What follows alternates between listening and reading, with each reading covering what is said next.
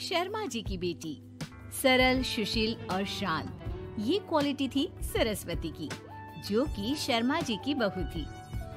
क्या है बहू, जब देखो तब किचन में खटर पटर करती रहती हो, लेकिन खाने को कुछ देती ही नहीं। कैसी बात कर रही हो पीयूष की अम्मा? सुबह से 4 कप चाय, 2 बार नाश्ता और इतनी सारी बहू के हाथ की नमकीन तो खा चुकी हो, फिर भी ऐसा बोल रही हो? अरे कुछ तो डरो ऊपर वाले से। तभी वहाँ पीयूष आ जाता है। क्या है सरस्वती, इतनी देर लगती है क्या टिफिन बनाने में? एक काम है घर का तुम्हारे पास, वो भी नहीं कर पाती हो वक्त पर। आपका टिफिन टेबल पर रखा है और नाश्ता भी, बाकी का सामान बेड पर रखा है और अब मैं मंदिर जा रही हूँ। सरस्वती मंदिर चली जाती है। उसके जाने के बाद घर में, यार माँ कैसी गवाह लड़के से शादी करा दिया है। मंदिर, पूजा, किचन और सास ससुर के सिवा इसे कुछ दिखता ही नहीं है कि कैसे खुद को स्मार्ट बनाकर रहना होता है, कैसे लोगों से जुड़ना है, बातें करनी है, ऐश करना है। अरे पैसा बचाओ, और कुछ आता ही नहीं इस लड़की को। जो क्वालिटी तू गलत तरीके से बता रहा है ना, दरअसल एक अच्छी गृहिणी की वही सारी अच्छाई होती है बेटा। घर को चलाना, समाज में इज्जत दिलाना और घर वालों का ख्याल रखना, और चाहिए ही क्यों? अरे क्यों नहीं चाहिए कुछ और? लड़की ऐसी होती है कि घर आए तो पूरा घर बदल कर रख दे, सभी को खुश रखे, लेकिन बहू के अंदर तो ये सारी क्वालिटी है ही नहीं। अरे खुश तो उन्हें रखा जाता है जो खुश रहना जानते हैं। तुम लोगों को तो कोई खुश नहीं कर सकता।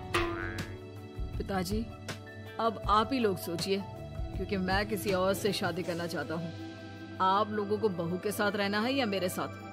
क्योंकि मैं अब इसके साथ नहीं रह सकता। मैं बहू को नहीं छोड़ सकता। उसके मरते पिता को मैंने वादा किया था कि मैं उसे बेटी बनाकर रखूंगा। तो ठीक है ना माँ, तैयार कर ले अपना सामान, हम दोनों किसी और घर में रहने चलेंगे तेरी नई बहू के साथ। अरे हाँ बेटा, वही ठीक है, लेकिन मैं तेरे पिता के बिना भी तो नहीं रह सकती। तो मेरे बिना रह सकती हो? ठीक है, मैं अकेले ही चला जाता हूँ। बेटा वहाँ से चला जाता है, लेकिन सास का दिल नहीं लगता। बहू मंदिर से भी हो आती है और फिर, माँ, पिताजी, खाना लग गया है, खा लीजिए। हाँ, तुझे बस आता ही क्या है, खाना बनाना और खाना खिलाना। अरे सुन, मेरे सारे कपड़े पैक कर दे। क्यों माँ जी, कहीं जा रही हैं क्या? हाँ बेटे, ये अपने बेटे के साथ रहने जा रही है, लेकिन घबरा मत, तेरा पिता तेरे साथ है। बहू समझ नहीं पाती कि उसके साथ हो क्या रहा है, लेकिन फिर ससुर उसे सारी बात बता देता है। बेटा, ये नई बहू कब आ रही है? मुझसे घर का काम नहीं होता। वैसे भी तेरी पहली निकम्मी बीवी ने मुझे किसी काम का नहीं छोड़ा। माँ वो बस आने ही वाली है, और हाँ माँ, उसके आगे ना थोड़ा स्टैंडर्ड से रहना, क्योंकि वो थोड़े बड़े घर की लड़की है। उसका एक स्वैग है, स्वैग। तभी वहाँ एक बहुत सुंदर सी लंबी सी लड़की आती है। हे पीयूष, भागकर कैब से मेरा सामान ले आओ, और हाँ प्लीज एसी ऑन करके जाना। रीमा, ये मेरी माँ है। तुम चाहती थी ना कि मेरी माँ हम लोगों के साथ रहे। हेलो आंटी जी, हम लोग ना जल्दी शादी कर लेंगे, फिर मेरी जैसी टॉप लड़की आपको अच्छी बोलेगी। एक्साइटेड होंगी ना आप? पर नो इश्यू। पीयूष, सामान ले आओ ना, एंड आंटी आप पानी ले आइए प्लीज। माँ को तो समझ में ही नहीं आता कि वो क्या करे। वो बहू के लिए पानी लेकर आती है तो उसका पैर पर्दे में फंस जाता है और वो गिर जाती है। ओहो, पूरा पानी गिरा दिया। कांच का ग्लास क्यों छूती है जब हाथ पैर नहीं चलते? कितनी मुश्किल से मैंने और पीयूष ने ये गृहस्थी बनाने की कोशिश की है। अरे पर तो क्या हो गया, एक गिलास ही तो टूटा है। अपने घर में तो रोज एक तोड़ती हूँ, लेकिन मजाल है सरस्वती कुछ कहे। और हाँ, मैं पानी वानी नहीं पिलाने वाली, मुझे ऐसी कोई आदत नहीं है। बहू हो, बहू की तरह रहो, समझी?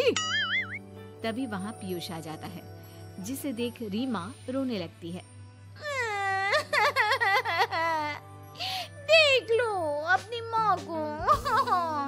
ऐसी करी खोटी सुना रही है?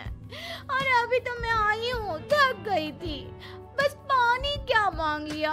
कह रही है बहू हो, बहू की तरह रहो।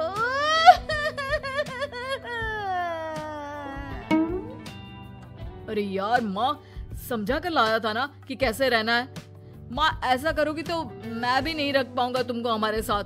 वैसे भी आप ये समझो कि रीमा ने खुद कहा था कि माँ को साथ रखना। अरे हाँ हाँ बेटा, वो सिर्फ इसलिए कि मैं घर का सारा काम करूं, बैठे बैठे इस महारानी को खाना पानी दूं।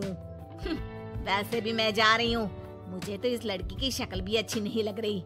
मेरी सरस्वती के आगे तो ये कुछ भी नहीं है। निकलो निकलो यहाँ से। मैंने सोचा था बिना पैसे का नौकर मिल जाएगा, लेकिन नहीं। कुछ लोगों को आदत होती है फ्री की रोटी खाने की। निकलो यहाँ से। बेहोश, धक्के के मार कर निकालो इस औरत को यहाँ से। अरे ये कैसी बात बोल रही हो रीमा? ये माँ है मेरी, माँ ना थोड़ी जिद्दी है। अरे वाह बेटा वाह, अभी भी तुझे मेरी ही गलती दिख रही है ना? कोई बात नहीं। माँ वापस घर आ जाती है। बहू मुझे माफ कर दे बेटा, वो तो शैतान का नानी है।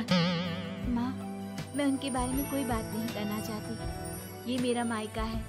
अब आप लोग मेरे माता पिता, मैं हमेशा यहीं रहकर आप लोगों की सेवा करूंगी। नहीं नहीं बेटा, हम करेंगे तेरी शादी किसी अच्छे लड़के से। अरे कोई जरूरत नहीं है, मैं देख कर आई हूँ जो हालत है ना पीयूष की, वहाँ नहीं टिकने वाला ज्यादा दिन। ना टिके वो उसकी मर्जी, लेकिन मेरी बेटी इतनी गई गुजरी नहीं है जो उसे कभी भी छोड़ो और कभी भी वापस आ जाओ तो वो तुम्हें अपना ले। अब ज्यादा ही हो रहा है आपका। माना मैंने गलत किया बहू के साथ, लेकिन वो उसका पति है। और फिर कहावत है ना, सुबह का भूला शाम को वापस आ जाए तो उसे भूला नहीं कहते। तभी वहाँ पीयूष आ जाता है। माँ, वो भूला आ गया, मुझे माफ कर दो। सरस्वती के जिस गुण को मैं सही नहीं मानता था, दरअसल जीवन को सही तरीके से जीने के लिए वही गुण होने चाहिए।